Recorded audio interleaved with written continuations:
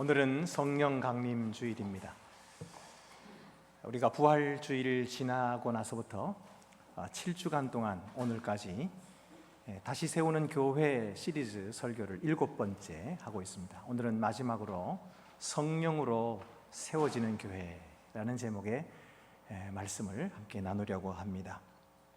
성령의 은사를 보는 시각에 따라서 교회를 크게 둘로 나눌 수 있을 것 같아요. 요즘의 교회들을 보면은 한편은 성령의 은사를 사모하고 또 그 능력으로 살기를 원하는 그런 교회입니다. 그런 교회는 은사를 굉장히 중요하게 여기고 방언의 은사 받지 않으면 성령 충만 못 받은 거다 이렇게까지 가르칩니다.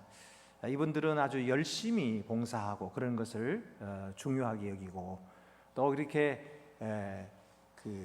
이성적인 교회들을 이런 교회들을 보면은 너무 차갑고 냉랭하고 열심도 없다 이렇게 비판하기도 합니다. 이런 쪽은 이제 성령의 은사를 굉장히 귀중히 여기고 또 사모하는 교회입니다. 반면에 성령의 은사를 꺼리는 교회도 있습니다. 성령의 은사는 너무 신비적이다, 그리고 너무 감정에 치우친다, 그러면서 이 신앙생활은 예수 그리스도를 닮아가는 데 있다. 그렇기 때문에 지성과 또 감성을 다 함께 어울려야 한다. 그러면서 이제 그런 은사 중심의 교회들을 너무 시끄럽다, 그리고 너무 감정에 치우친다, 이렇게 비판하는 그런 교회입니다. 그런데 이 두 교회의 모습이 사실은 성경에 다 나타나와 있습니다. 그러니까 한편은 성경에 보면은 두려워서 숨어 있던 이 제자들이 성령의 충만함을 받고 방언으로 말하면서 열심히 뜨겁게 전도하는 그런 모습이 나타나죠. 그런가 하면 사도 바울 같은 사람은 아주 예수 믿는 사람을 핍박했던 그런 사람인데 예수님 만나고 성령의 충만함을 받고 아라비아로 들어가서 또 3년 동안 묵상하면서 그의 성품이 변화되어 나오는 이런 모습도 있습니다. 그러니까 이 성경이 두 쪽을 다 이야기한다고 하는 것은 결국 무엇을 말하는 것입니까? 우리에게도 이 두 면이 다 필요하다 하는 것입니다. 그래서 우리가 서로를 멀리하지 말고 서로를 받아들이고 서로에게서 배울 점을 찾고, 그러면 우리의 신앙이 균형을 이루어 갈 수 있을 것입니다. 우리가 성령의 충만함을 받아야 합니다. 그런데 왜 성령의 충만함을 받아야 합니까? 첫째로는 하나님과 우리가 함께 있기를 원하기 때문입니다. 여러분, 성령의 충만과 성령을 받은 것과는 달라요. 우리가 예수를 믿으면 그때의 성령을 받습니다. 그래서 너희가 성령으로 말미암지 않고는 예수를 주시라 할 수 없느니라, 그렇게 말씀했죠. 그러니까 우리가 예수를 구주로 고백한다고 하는 것, 그래서 세례를 받았다고 하는 것은 이미 우리 속에 성령이 계신다, 그런 뜻이에요. 성령이 오셨어요. 그래서 성령을 다 받았습니다. 우리는 다 성령을 받은 사람들입니다. 그러나 이것은 성령 충만은 아니에요. 성령 충만이라고 하는 것은 성령으로 가득하게 되는 것이에요. 사람들은 오해를 합니다. 성령 충만함을 받는 것은 그러면은 방언을 하고 예언을 하고 병 고치는 은사를 받아야 성령 충만인 줄 아는데, 성경은 그렇게 말하지 않아요. 성경에서 말하는 성령 충만이란 성령의 다스림을 받아 사는 삶이에요. 성령께서 주관하시는 삶이에요. 그러니까 이전까지만 해도 그저 예수를 믿기는 믿었지만은 내 삶의 주인이 여전히 나인 채로 육신의 욕망을 따라 살아가는 그런 육에 속한 그리스도인이 있는가 하면은 성령의 충만함을 받아서 성령의 인도를 따라 사는 사람이 있어요. 그래서 그는 육에 속한 사람이 아니라 영에 속한 사람이라고 성경이 말하죠. 바로 이것입니다.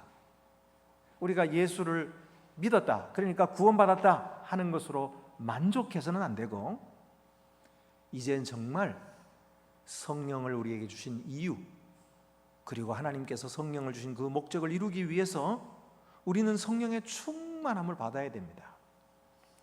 그 성령 충만함을 받는 방법은 무엇입니까? 오늘 성경에도 보면은 베드로에게 사람들이 묻습니다. 우리가 어찌할꼬? 그때 베드로가 뭐라고 말합니까? 너희가 회개하고 주 예수의 이름을 믿으라. 그리하면 구원을 받으리라 그래요. 그러니까 성령의 충만함을 받으려면 첫째로는 우리가 회개해야 돼요. 성령은 죄를 싫어하시거든요. 우리 속에 죄를 품고 있으면 성령께서 임하실 수가 없어요. 그래서 우리 속에 있는 죄를 솔직하게 고백하고 하나님 앞에서 사함 받는 것이 필요해요.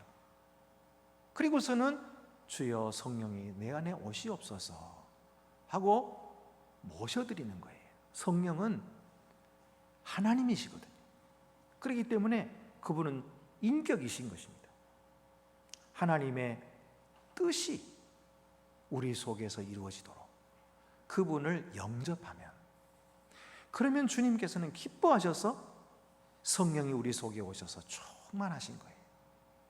이게 성령에 충만하게 되면 사람들은 또 오해합니다. 이 사람이 이상하게 되더라. 성령 충만 받았다는 사람들을 보니까 막 정신없이 소리치고 뭐 손들고 막 흔드니까 나 그런 모습이 싫어서 성령 충만 받기 싫어, 이런 사람이 계신데, 그런 게 아니에요. 성령 충만이라고 하는 것은 가장 정상적인 사람이 되는 것이에요. 부모가 되면은 가장 부모답고 부모의 역할을 잘하는 사람이 됩니다. 성령 충만 받는다고 산에다 올라가가지고 가정을 다 버리는 그런 것은 아니에요.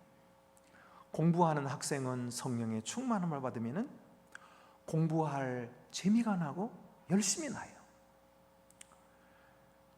사업을 하시는 분들은 성령의 충만함을 받으면 성령께서 지혜를 주셔요. 그래서 사랑하고 섬기는 마음을 주셔서 사업도 잘하게 하시고 그 속에서 큰 보람을 누리게 하시는 거죠.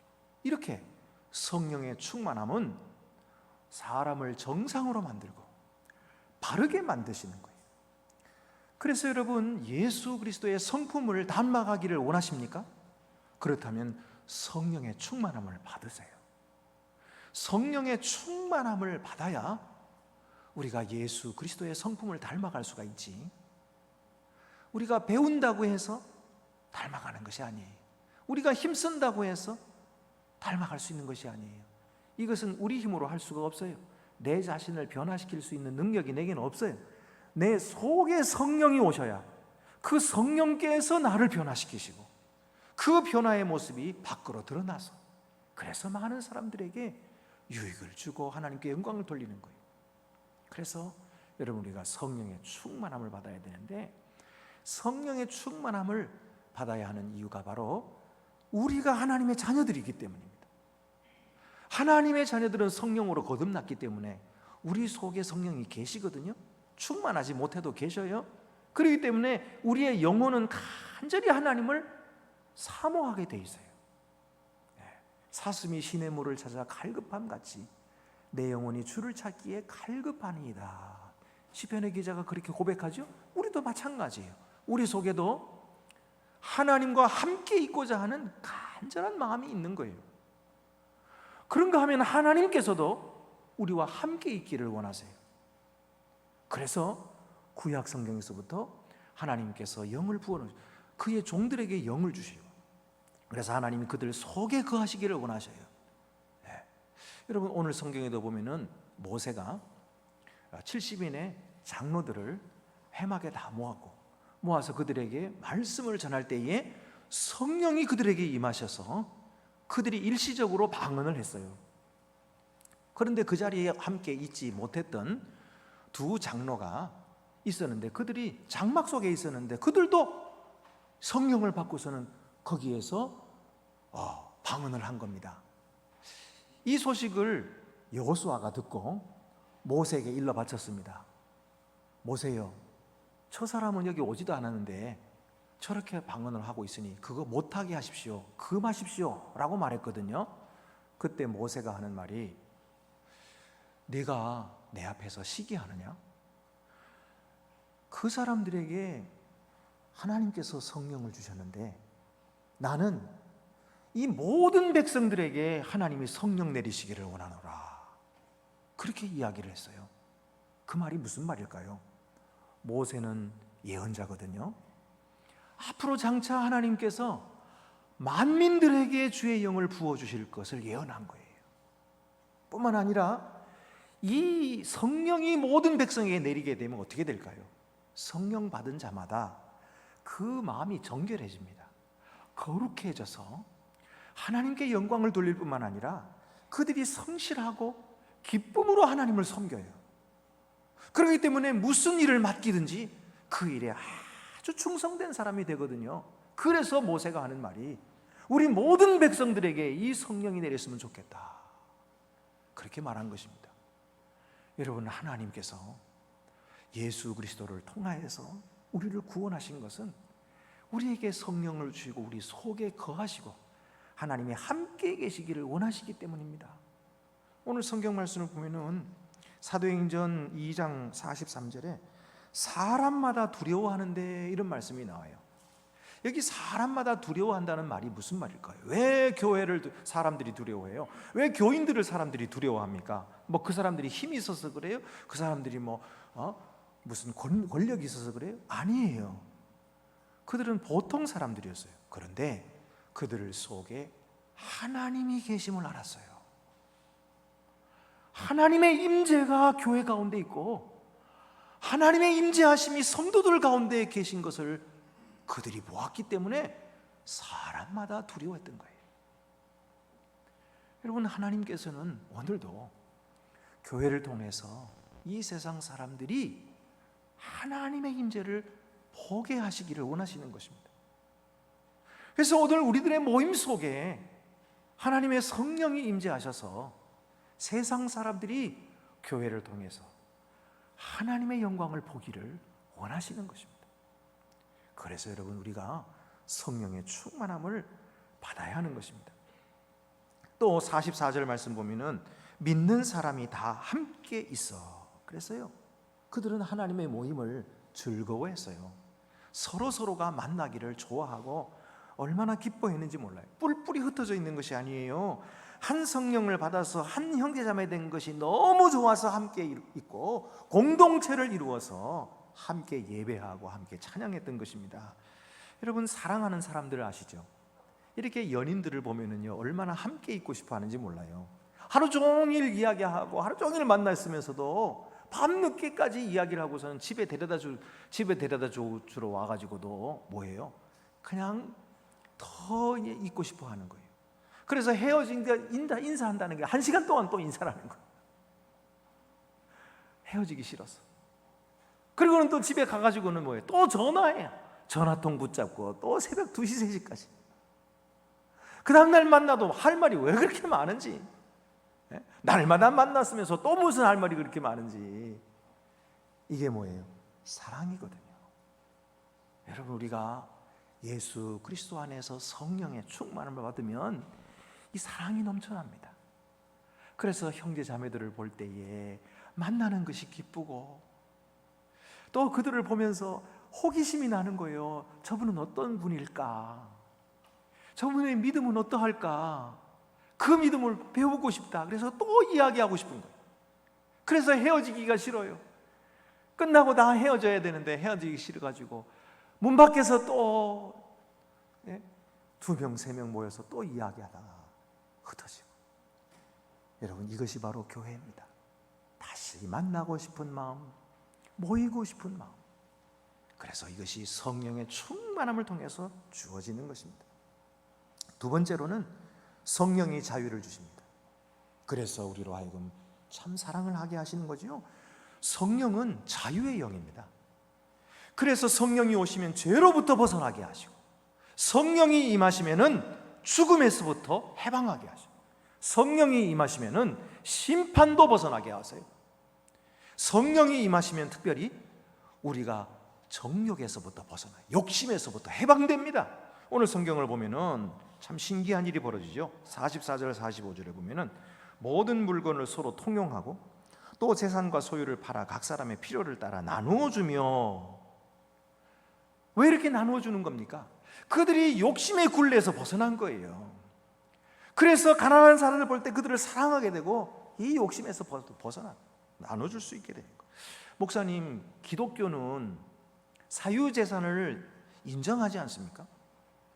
그 소유, 물질을 가진 것이 그게 죄입니까?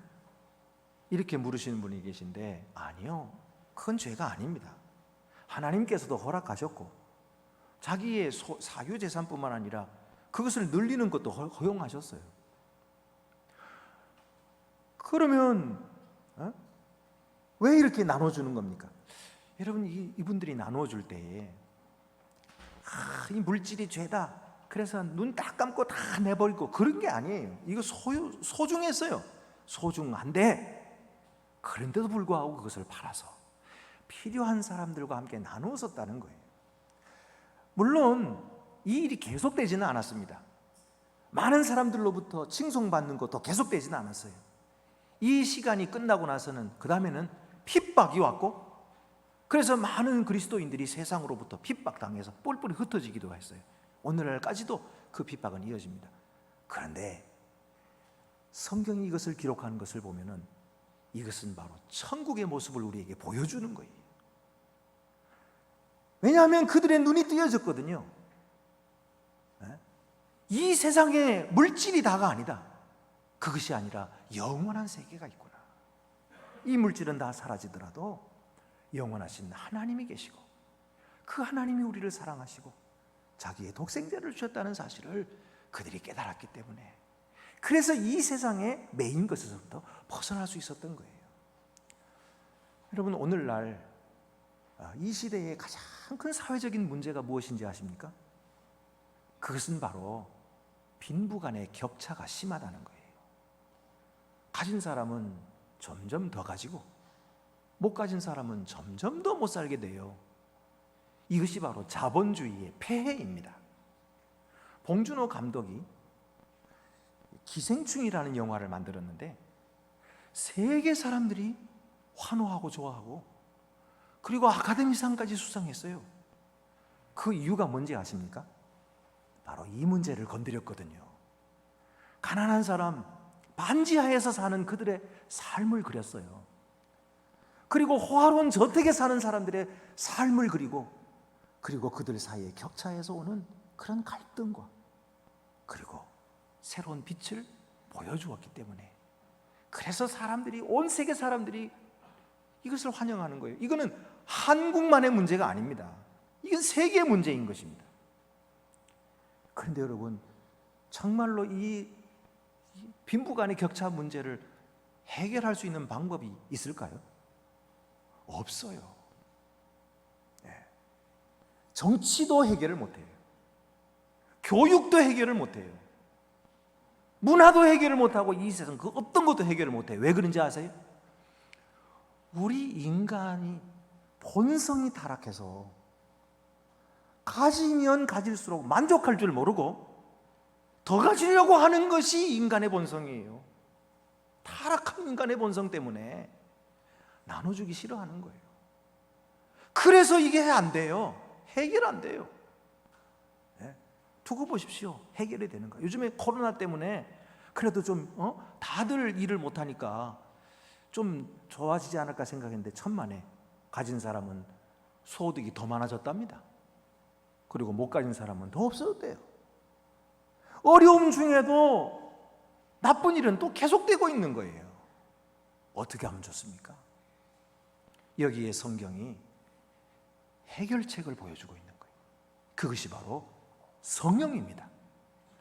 성령께서 임하셨더니 그들이 묶여있던 욕심에서부터 풀려나는 거예요.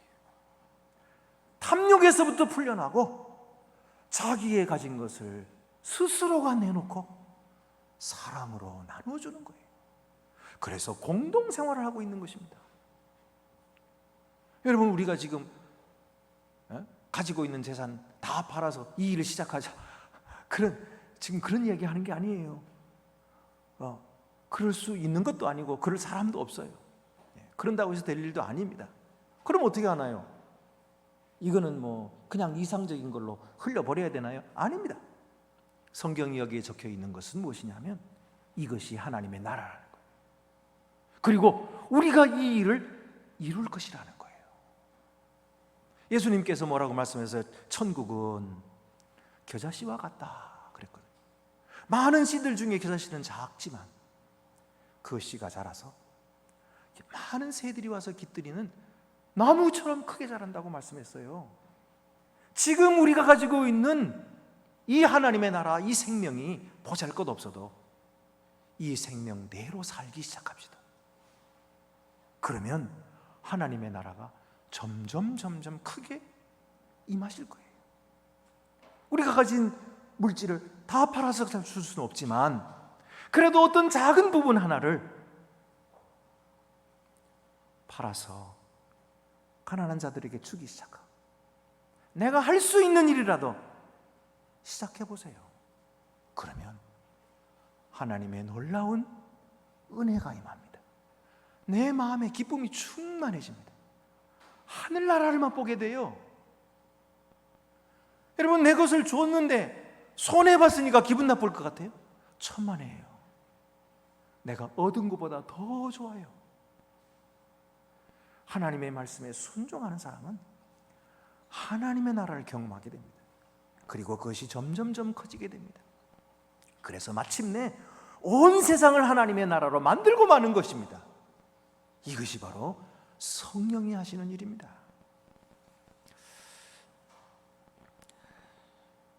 어느 날 순교자 줄리아스가 꿈을 꿨는데 손님이 찾아왔어요. 그래야 손님하고 이런저런 이야기를 하다가 내가 얼마나 믿음으로 열심을 내고 있는지 그 얘기를 막 했어요. 그러자 그 손님이 당신의 그 열심을 내게 보여주시오 그러더래요. 그 자기 품속에 있는 자기 열심 덩어리를 다 꺼내서 보여줬대요. 그랬더니 그 사람이 가지고 다니던 저울로 딱 달아보더니 100근이군요. 그래서 스스로 그렇지, 역시 나는 열심히 참 대단해. 그러고서는 은근히 자랑을 하고 있었는데 그 사람이 그런데 그 열심 덩어리를 세세히 분석해 보니까 야심이 20%, 의심이 19%, 명예심이 30%, 기타 28%, 예수님께 대한 사랑은 단 3%밖에 안 되는군요. 그러니까 열심을 내기는 내는데 그 동기가 주님을 사랑하는 마음의 동기가 아니고 그저 자기 명예, 자기 이름 그거 내려고 열심을 냈다는 거예요. 여러분, 이 순교자가 이런 꿈을 꿨다면 우리의 열심 속에서 예수님 사랑은 얼마 될까요? 3%도 안 될 것 같아요. 그러나 여러분, 그 자그마한 사랑이라 할지라도 그 겨자씨가 많은 열매를 맺히게 될 줄 믿습니다. 오늘 우리가 행하는 일이 비록 작을지라도 여러분 계속하세요. 하나님께서 그 씨앗을 큰 나무 되게 하실 거예요. 그러므로 여러분, 성령이 우리를 자유케 하시는 것을 누리게 되시기 바랍니다. 세 번째는 삶의 방식을 다르게 만들어 주시기 때문이에요. 라이프 스타일이 달라져요. 사람이 아무리 배워도 배운다고 해서 달라지지 않습니다. 왜냐하면 사람은 속이 달라져야 되거든요. 겉모양만 달라지는 건 그거는 일시적인 거예요. 또다시 원래로 돌아갈 수밖에 없어요. 속이 달라져야 되는데 이 속이 달라지는 것은 오직 성령만이 우리를 달라지게 할 수 있어요. 그래서 어떤 사람은 교회를 오니까 교회 성도들이 참 사랑이 많고 그러거든요. 그래서 그 겉모양만 닮아가려고 하는 거예요. 그래서 거룩하게 말하고 성경 들고 다니고 또 축복하는 말하고 말은 잘하는데 그 속에는 여전히 이기심이 충만한 거예요. 그럼 어떻게 돼요? 그것이 피곤해지는 거예요. 지치는 거예요. 그래서 도저히 더 이상 교회 못 나가겠다 그러고 포기하는 거죠. 여러분, 이렇게 되면 안 돼요. 사람의 변화는 겉에서부터 속으로 안 변합니다. 사람의 변화는 속에서부터 변해야 되는데, 이 속 사람을 변화시키는 것은 누구냐? 오직 성령이신 거예요. 성령께서 오셔서 우리를 감동시키시는 거예요. 하나님의 사랑을 깨닫게 하시고 그 사랑에 감동하게 하시는 거예요. 그래서 나도 모르게 그 사랑이 내 마음에 충만해지는 거예요. 그 은혜가 충만해지는 거예요. 그래서 나도 모르게 이 사랑이 흘러 넘치는 거예요. 이걸 숨기려고 해도 숨길 수가 없어요. 성도들을 사랑하게 되고 어려운 자들을 돕게 되고, 이 사랑이 흘러 넘쳐서 변화되는 이 변화가 참된 변화예요. 이것이 바로 예수 스타일의 변화예요. 이 변화가 오직 성령을 통해서 임하기 때문에, 주여 오늘도 제게 성령을 부어 주옵소서. 사랑하게 하여 주옵소서. 제 마음은 답답하고 제 마음은 불안하고 그렇습니다. 주여 제 마음에 오셔서 평화를 주시고 주님의 사랑으로 가득 채워주시옵소서. 그래서 보는 사람마다 얼마나 귀한지 알게 해주시고 얼마나 사랑스러운지 알게 해주시고 하나님이 그를 보내주신 이유를 발견하고 서로 사랑하게 해주옵소서. 이렇게 하면 주님께서 우리 속에 우리를 변화시켰어요. 우리의 삶을 다르게 만들어주는, 오늘 성경을 보세요. 날마다 마음을 같이 하여 성전에 모이기를 힘쓰고 그랬어요. 이 사람들의 라이프 스타일이 그런 거예요. 그저 이제까지는 자기들만을 위해서 이기적인 욕심으로 이렇게 살아왔지만 이제는 남을 보게 된 거예요. 그래서 성전에 모이기를 힘쓰는, 그런가 하면 집에서 떡을 떼며, 떡을 뗀다고 하는 것은 성찬식이거든요. 근데 왜 집에서 떡을 뗍니까? 그때는요 가정이 교회였어요. 그래서 가정 안에서 예배드리고 가정 안에서 기도하고 가정 안에서 성찬식을 했어요. 우리가 코로나 때문에 뭐 힘들고 어려운 것만 생각하는데 사실은 하나님께서 코로나로 인하여 가정의 교회를 회복시켜주고 계시는 거 아세요? 오늘도 우리 성도들이 믿음으로 이제 현장에 나와서 예배를 드립니다. 이게 현장에 나오니까 너무 좋아요. 그런 분들이 계시더라고요. 근데 아직도 못 나오시는 분이 계세요. 몸이 불편해서, 또 아직도 어린아이들 때문에 못 나오는 분들이 많이 계세요. 그래서 오늘도 여기 현장에 못 나오고 가정에서 예배드리지만 사실 그 가정에도 하나님이 축복하시는 거예요. 그래서 아이들과 함께 예배를 드려요. 언제 하나님과 아이들과 예배드렸어요? 다 뿔뿔이 흩어서 예배드렸었는데 한 가족이 함께 예배드리고 같이 기도하고 예배하니까 너무 감사한 거예요. 여러분, 하나님께서는 우리들의 라이프 스타일을 다르게 만들어 주십니다. 기쁨과 순전한 마음으로 떡을 떼고.